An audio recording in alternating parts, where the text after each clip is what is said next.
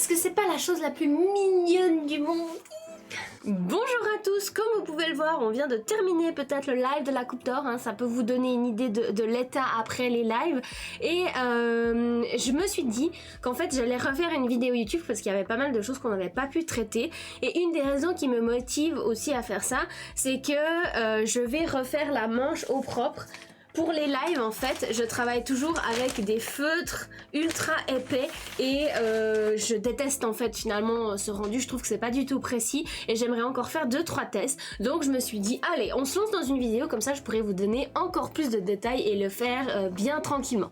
On se lance. Donc le modèle est issu du dernier supplément de la Coupe d'Or, le 327. C'est le modèle 260 qui est constitué d'un devant, d'un dos, d'un pied de colle, un col, une manche et du poignet. Et on va tout de suite voir ce que moi je vais en faire. Donc ce modèle, on va le transformer comme de suite. On garde le col avec le pied de colle, quoique j'hésite à faire une version uniquement avec le pied de colle, on verra. On va passer d'une patte de boutonnage classique à une patte de boutonnage invisible, comme vous pouvez le voir. Bon, la longueur, je vais la faire plus longue que ça, c'est certain. Et ensuite, on va modifier la manche pour avoir un super effet d'angle au poignet. Donc avec ce qui a été effectué pendant le live, on est rendu à ça. Comme on a dit, trust the process.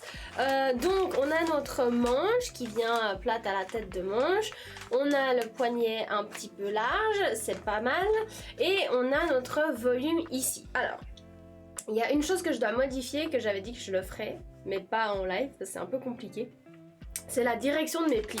En fait là il faut une sorte de bosse et j'aimerais qu'ils ressortent plus fortement à ce niveau là. Donc ça veut dire que je vais changer, pas la profondeur, mais l'orientation. Après, je me demande quand même, est-ce que niveau volume, on est à assez ou bien s'il faudrait que je rajoute encore un peu. Je serais très tentée de rajouter un peu. Après, je me dis, est-ce que c'est pas un poil risqué? Parce que après, je vais pas vouloir la mettre avec certaines vestes. Au niveau du volume, ça se froissera trop. Non, je pense qu'on va rester comme ça. Donc on va changer l'orientation des plis et à part ça, le reste on va tout laisser comme ça. Venez avec moi. Mais donc vraiment quand on vous dit faut faire confiance au processus. Il faut faire confiance au processus. C'est un parcours, Donc vous aurez besoin de votre feuille en liège qui se trouve chez Ikea. Vous prenez une grande feuille de papier, vous prenez votre modèle que vous avez copié, votre petite pin ainsi que notre centimètre magique. On commence par fixer notre forme au milieu. Puis on va venir regarder sur notre centimètre, notre tour de poitrine. Donc moi je suis à 92, je pique dans 92 et je viens piquer ça directement sur ma croix. Ensuite, je viens à la hauteur de mes mesures. Donc j'ai un trait qui m'indique 41. Je me place sur ce trait 41 et je note à 41 cm un point. Et je vais faire ça sur tout le tour. Ceux du fond là, je vais les rater parce que je ne vais pas les dessiner, à part celui de l'emplacement de la fente.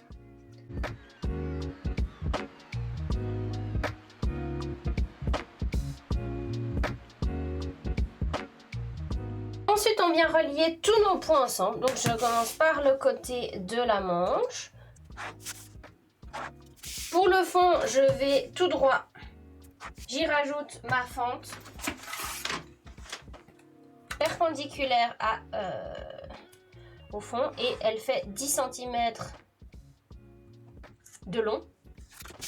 Je relie les deux derniers points de la tête de manche afin de me créer un marquage qui me permettra d'avoir un droit fil aussi. Et je viens faire la tête de manche avec la règle de la Coupe d'Or qu'on va venir tourner dans toutes les directions nécessaires.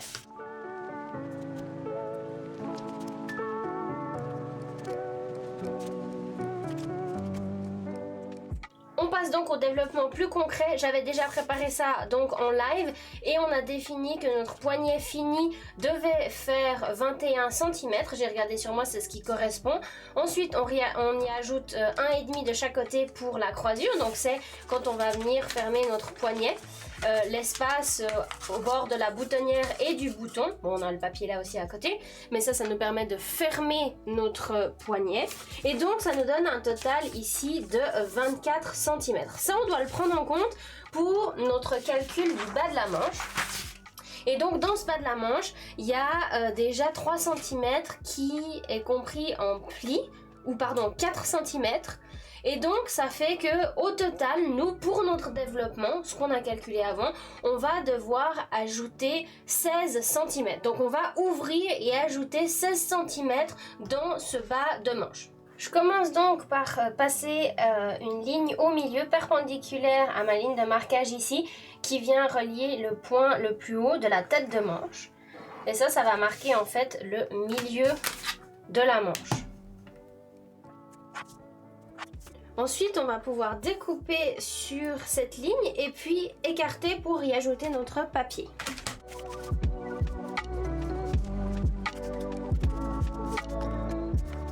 Donc je prends une bande de papier supplémentaire que je vais venir scotcher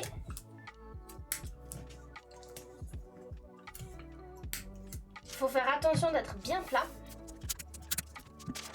Et ensuite, on va venir placer notre deuxième bande. Donc on va se placer en haut à 0, on se positionne à 0.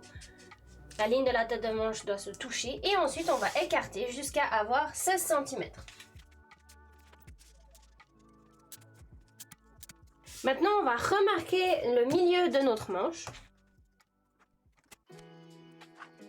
Et on va pouvoir venir redessiner notre tête de manche.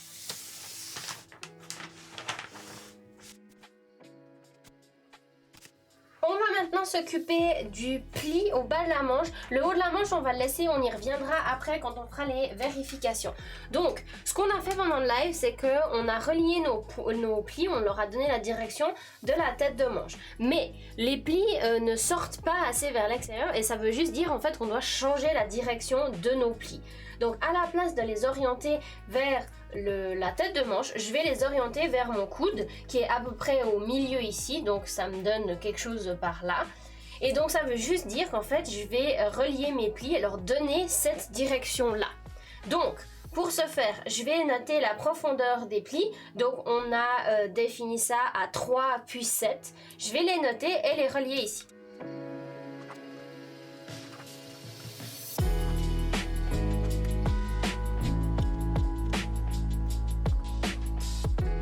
Donc on arrive au moment un peu galère où il faut vraiment faire confiance à la chose. J'ai préparé mes plis en les pliant, en les pré-pliant déjà parce qu'on va les fermer depuis le dos.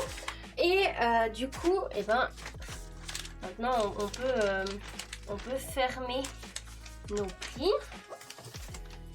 Et donc là, il faut vraiment aller gentiment plier petit à petit. Et je crois que je vais mettre un bout de scotch à chaque fois. Et ensuite, je renlèverai mes scotch un à un.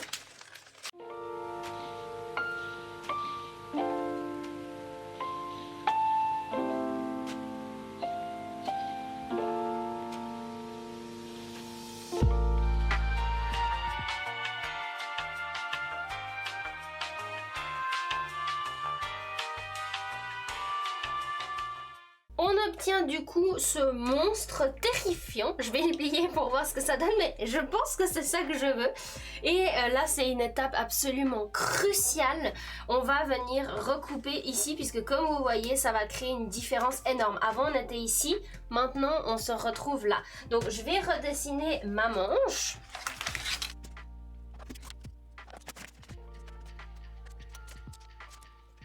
Et là, donc, je viens de rajouter un 25 de chaque côté parce que forcément, faire ce développement, ça a tout mangé.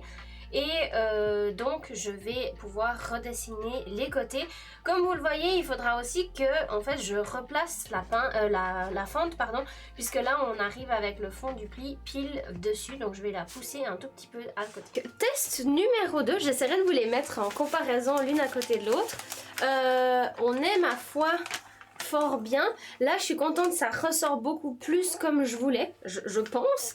Et donc là, on arrive à un truc très sympa. On a ici le double pli creux qui est en fait tourné vers l'extérieur. Donc il est à l'inverse de ce qu'il devait être. Et ça donne un effet très sympa. Et on a ici du coup la fin du pli où je l'avais noté. Donc ça vient en mourant de ce côté-là. Très sympa. Donc la prochaine fois que je vous dis fermez vos pinces et vos plis avant de découper, vous m'écouterez parce que vous voyez qu'est-ce que ça donne ici, ça donne pas du tout une ligne droite.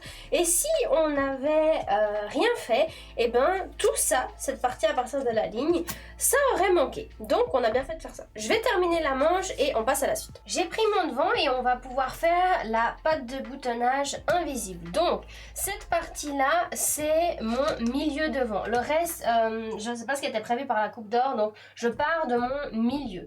Ensuite, je veux une croisure de 3 cm, donc je vais rajouter 1,5 cm pour commencer. Et ça sera le bord devant. Ensuite, je rajoute une nouvelle fois 3 cm. Je suis maintenant à milieu devant, je vais le noter. Une fois la croisure qui revient en dessous. Et ensuite, j'ai besoin encore une fois de 3, puis une dernière fois de 3 plus les valeurs de couture. Donc j'ajoute encore 2 fois 3.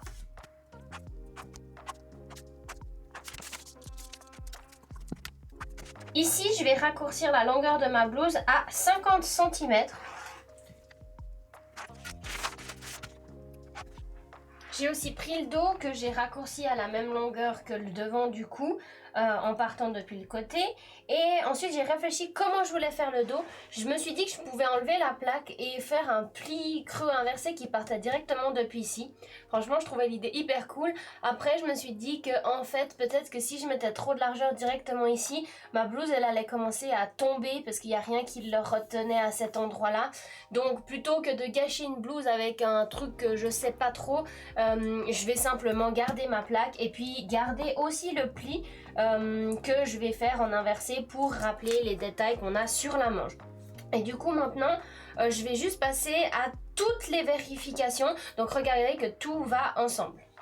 Du coup je commence par l'encolure où je vais arrondir la couture qui est au niveau de l'épaule. Je vais mesurer l'encolure devant et dos et noter ces chiffres pour que je puisse ensuite les employer quand je vais vérifier le col. Pour l'emmanchure, j'aplatis aussi ma couture et je mesure la partie devant où je vais venir créer une contre-marque pour m'aider à la couture après. Je mesure aussi le dos avec la mesure jusqu'à la plaque de l'épaule et le reste. Je les note bien entendu. Je vérifie aussi les platitudes. Et ensuite pour l'emmanchure, la manche plutôt, je viens mesurer aussi et là je corrige puisqu'il me manquait un petit quelque chose. Je rajoute aussi la contre-marque et je viens au dos aussi faire pareil, donc je mesure, je corrige ce qui me manque et je viens remesurer pour placer la contre-marque. Je note aussi les distances parce que ça fait pas de mal de les avoir et au moins comme ça on est sûr qu'on a contrôlé. Ensuite je peux corriger au côté en redessinant la ligne jusqu'à l'endroit où j'avais marqué avant. Je viens redessiner ma ligne puisque j'ai allongé avant. Je fais pareil au dos et au devant. Ensuite, je peux venir au col, au pied de col et je note du coup la distance de mon encolure dos. Je viens vérifier avec le devant et là on voit que j'ai 5 mm de différence. Ça vient peut-être de mon bidouillage à la patte de boutonnage. Donc là, je corrige et je mets mon arrondi.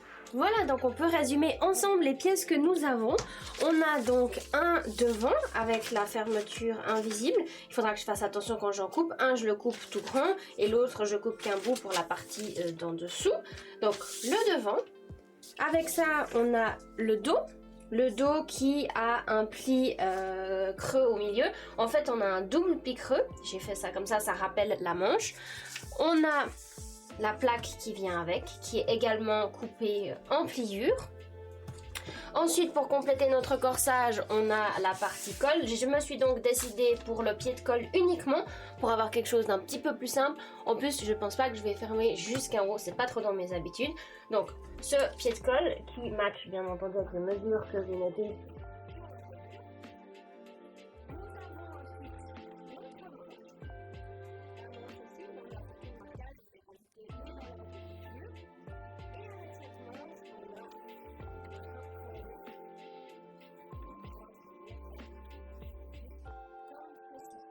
chaque pièce, je vous conseille de faire de la sorte. Donc vous notez quelle partie c'est. Quand on a l'habitude, ça ne serait pas forcément utile, mais quand on est débutant, c'est toujours bien de le noter. Vous notez votre numéro de modèle, comme ça vous savez que ce pied de colle, c'est bien le pied de colle qui va avec cette version-là et pas avec une autre. Vous notez la date, vous pouvez noter en gros, là j'ai déjà marqué février, parce que je sais que je vais la coudre en février, donc ça prend un peu de temps. Vous notez combien de fois vous allez couper en croix. Donc le poignet, c'est 2 fois en tissu. 2 fois en entoilage également, ainsi que le pied de colle. Et pour la plaque, eh ben, c'est 2 fois en tissu. Je note 2 fois parce qu'une pièce en pliure, on la compte comme 1. Et j'ai besoin du coup du dos et du devant ou de l'intérieur. Et donc ça me fait 2 fois également. À savoir aussi que vous notez bien toutes vos mesures. Par exemple sur l'encolure ici, on a 7,4, donc je peux m'employer cette mesure pour venir mettre ici ma contre-marque de la couture d'épaule. Donc notez bien aussi vos mesures en colure et en manchure principalement. Voilà, et avec ça nous avons donc terminé la première partie de ce projet qui est donc la partie patronage. Donc un patron qui a été réalisé grâce à la méthode de la coupe d'or qu'on a pu modifier nous-mêmes et qu'on a préparé pour la prochaine étape qui sera de couper le tissu. Pour les étapes suivantes, ça se passera dans la prochaine vidéo. Pour l'instant, je suis en attente de mon tissu puisque c'est un tissu tout frais, tout neuf, tout beau d'une nouvelle collection qui sortira bientôt. Straché, pardon. Quoi? Et donc je l'attends et dès que je l'ai, je pourrai me lancer dans la couture. Donc vous de votre côté, eh ben, vous commencez déjà à préparer votre patron, vous attendez sagement et ensuite eh bien, vous aurez prochainement la vidéo qui sortira pour comment coudre cette fameuse chemise. Je vous invite du coup à me laisser toutes vos remarques, vos questions dans l'espace commentaire de la vidéo. Comme ça, eh ben, je vais pouvoir les lire, les lister et quand je tournerai la suite de cette vidéo, je pourrai vous répondre directement et de manière un petit peu plus élaborée. Je vous fais plein de gros bisous et je vous retrouve tout bientôt. Bye!